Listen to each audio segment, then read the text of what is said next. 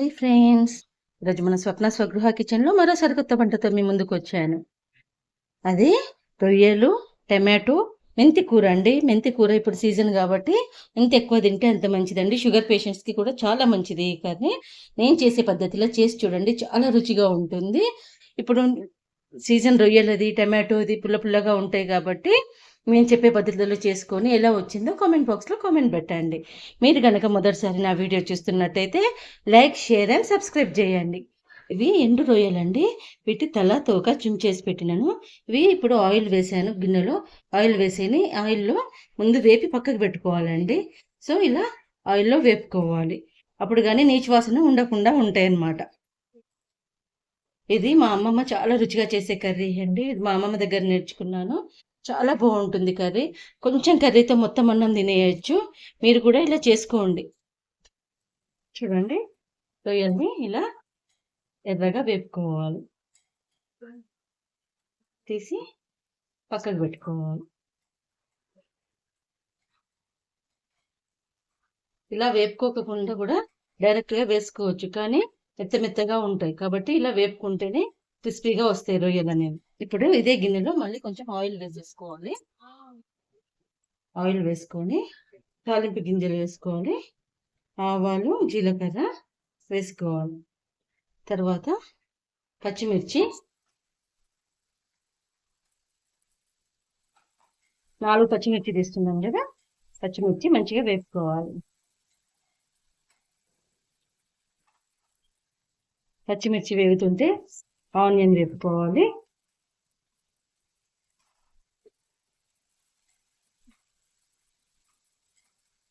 చూడండి, ఇలా ఆనియన్ వేగినాక అల్లం వెల్లుల్లి పేస్ట్ వేసేసి ఇవి కొంచెం వేగనివ్వాలి. అల్లం వెల్లుల్లి పేస్ట్ నూనెలో వేగనివ్వాలి. ఆనియన్ వేగుతుంటేనే మెంతాకు వేయాలండి. మెంతాకు ఆయిల్లోనే వేగనివ్వాలి, లేదంటే చేరు వస్తుంది. మంచిగా మెంతాకు మంచిగా వేగినాకనే మనం టమాటో వేయాలి. ఆకు ఇంత అనిపిస్తుంది, కానీ నూనెలో వేగినాక అది కొంచెం అయిపోతుంది, ఏర్పడదు అసలు. ఎంత మెంతి, కొత్తిమీర ఇప్పుడు సీజన్లో ఆకుకూరలు ఎంత ఎక్కువ తింటే అంత మనకు హెల్త్కి మంచిదండి. డాక్టర్ ఇచ్చే ట్యాబ్లెట్ల కంటే మనం ఇట్లా న్యాచురల్గా ఆకుకూరల ద్వారా, వెజిటేబుల్స్ ద్వారా ఫుడ్ని తీసుకోవడం చాలా మంచిది. ఫ్రూట్స్ కానీ ఆకుకూరలు కానీ ఎక్కువ సీజన్లో తీసుకోవాలి. చూడండి, మనం ఇంత వేసినట్టు అనిపించింది. ఇప్పుడు చూడండి ఎంత అయిపోయింది, తగ్గిపోయింది, వేగిపోయింది.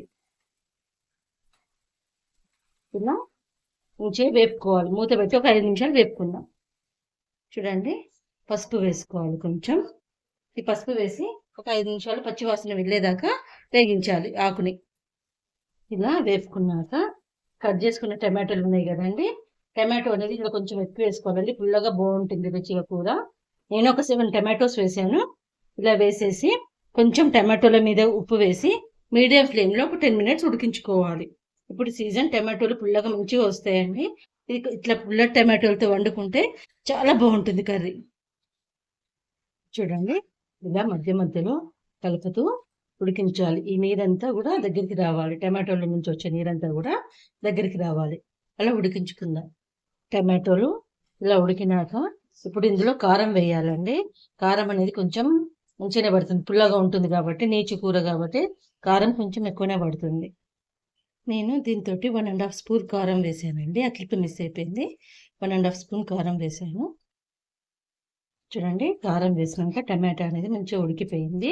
ఇప్పుడు మనం వేపి పెట్టుకున్న రొయ్యలు ఉన్నాయి కదా, ఇందులో వేసి ఒక 2 మినిట్స్ ఉడకనిద్దాం. ఇవి లాస్ట్లో వేసుకోవాలి, ఎందుకనంటే టమాటో పులుపుకు ఇవి మెత్తపడతాయి కాబట్టి, క్రిస్పీనెస్ ఉండేవి కాబట్టి ఇవి లాస్ట్లో వేసి ఒక 2 మినిట్స్ ఉంచుకొని కొత్తిమీర, ధనియా పౌడర్ వేసేసుకొని బంద్ చేసుకోవడమే. ఇలా సింపుల్గా చేసే కూరల కోసం నా ఛానల్ని ఫాలో అవ్వండి. ఇప్పుడు కొత్తిమీర వేసేసుకొని బంద్ చేసుకోవటమే. ఇలా మీరు కూడా చేసుకొని ఎలా వచ్చిందని కామెంట్ బాక్స్లో కామెంట్ పెట్టండి. నా వంటలు నచ్చితే నా ఛానల్కి లైక్, షేర్ అండ్ సబ్స్క్రైబ్ చేయండి. మీ ఫ్రెండ్స్కి ఫార్వర్డ్ చేయండి. Thank you.